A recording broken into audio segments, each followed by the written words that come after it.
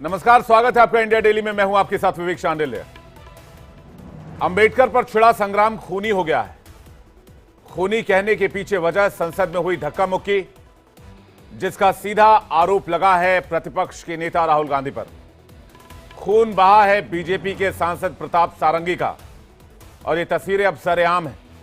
वैसे जख्मी होने वाले सांसद में फर्रुखाबाद से सांसद मुकेश राजपूत भी हैं, जो अस्पताल पहुंचाए गए हैं।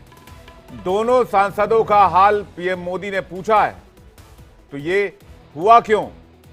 असल में बाबा साहब अंबेडकर पर गृहमंत्री अमित शाह के बयान पर विपक्ष लगातार हंगामा कर रहा है, बीजेपी को घेरने की कोशिश कर रहा है, एक बड़े मुद्दे के तौर पर देख रहा है।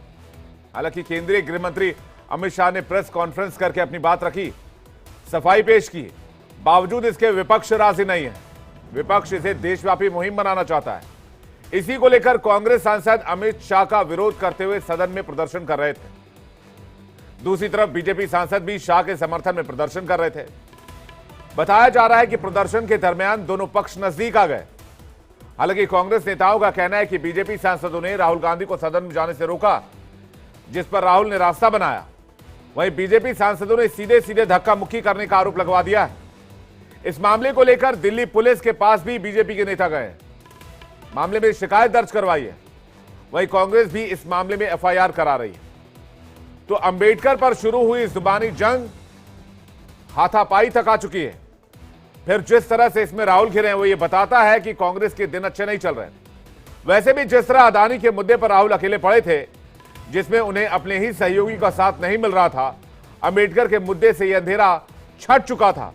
इस मुद्दे पर उन्हें सहयोगियों का साथ भी मिला, लेकिन एक बार फिर वो अकेले पड़ते दिख रहे हैं। यकीनन ये राहुल की छवि से जुड़ा मामला है, तो कांग्रेस के लिए परेशानी की बात भी है।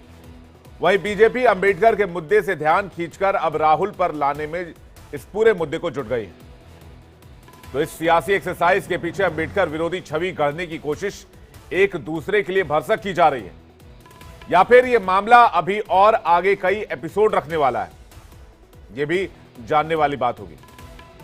इसी पर करेंगे आज डिबेट कि किसे अंबेडकर की फिक्र है और किसे अपने वोट बैंक की फिक्र है। लेकिन पहले आपको सुनवाते हैं बीजेपी और कांग्रेस के नेताओं ने क्या कहा है। संसद के इतिहास का यह काला दिन है। मर्यादाओं की धज्जियां उड़ा दी गई, लोकतंत्र को तार तार कर दिया गया, कलंकित कर दिया गया। राहुल गांधी और कांग्रेस ने जो गुंडागर्दी की है,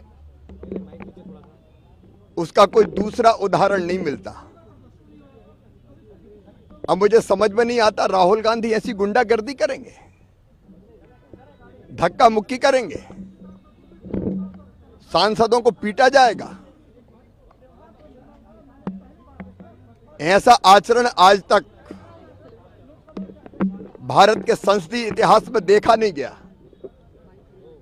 अगर महाराष्ट्र और हरियाणा में हार गए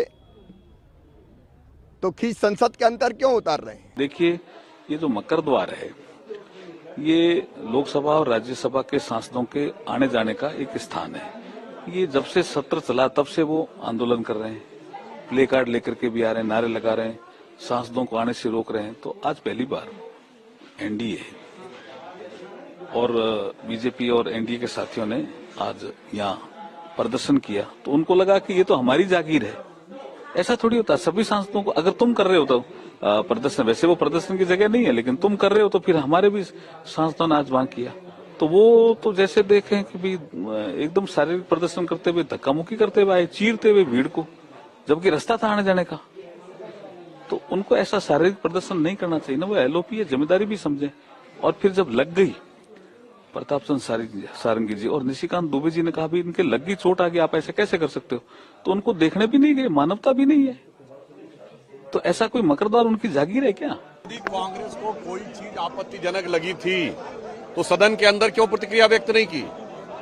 उसके बाद बैठ के सुनते रहे, और 12 घंटे के बाद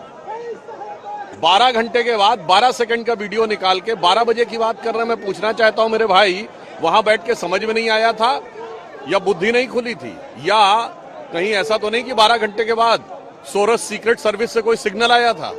कि अगले दिन सुबह 12 घंटे का वीडियो 12 सेकंड का वीडियो जारी करना है? सीधा जवाब देना चाहिए।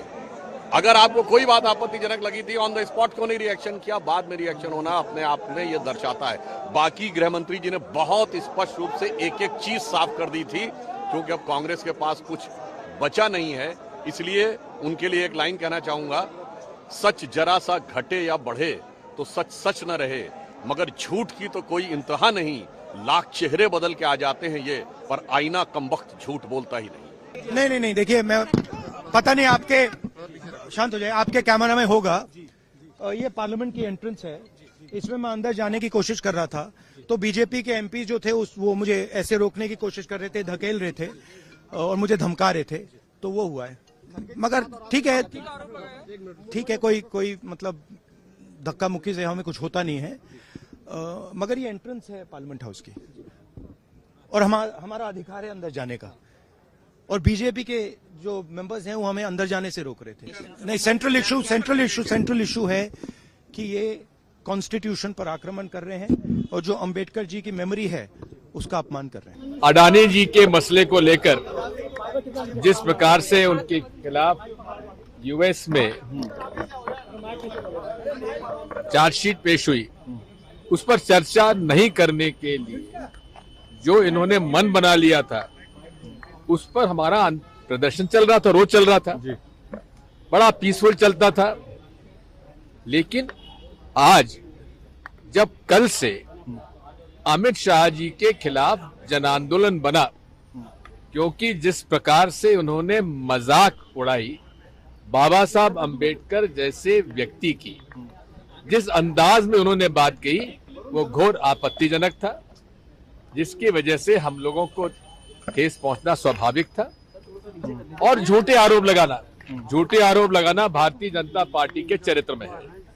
आपके पुरखों ने बाबा साहब को लिलीपुट बता दिया, आपके पुरखों ने उनके घर पर धावा बोला था 1949 में, तमाम चीजें, उनको मिलकर चुनाव हराया आपके पुरखों ने। और अब आपकी सोच, अगर आपको लगता है कि हम आपकी गीदड़ धमकियों से डर जाएंगे, तो ऐसा नहीं होगा। आपकी सीबीआई, आपकी ईडी, आपकी इनकम टैक्स, आप जो बार बार विपक्ष के खिलाफ और अभिव्यक्ति की आजादी को खत्म करने के लिए लगाते हैं, लोग डर के बैठ जाते होंगे, हम उनमें से नहीं है। आपने अक्षम्य अपराध किया है, आपने बाबा साहब का अपमान किया।